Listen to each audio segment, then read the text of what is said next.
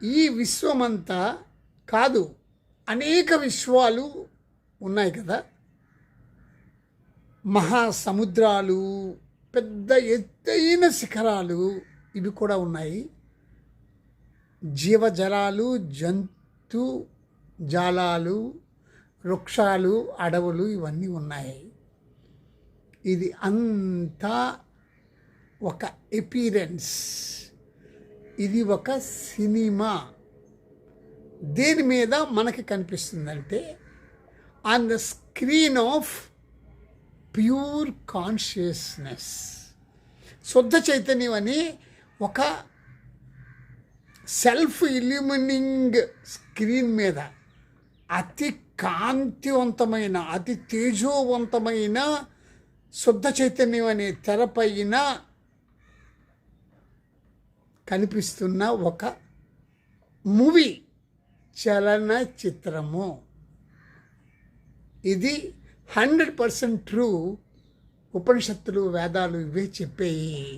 మన పూర్వీకుల నుంచి కొన్ని వేల లక్షల సంవత్సరాల నుంచి ఇదే ఘోష పెడుతున్నారు. దీన్ని మీరు శరీరము, మైండు నేను కాదు, నేను శుద్ధ చైతన్యాన్ని అనే భావం మీలో ఉన్నప్పుడు ఆ ఆలోచనతో మీరు నిరంతరము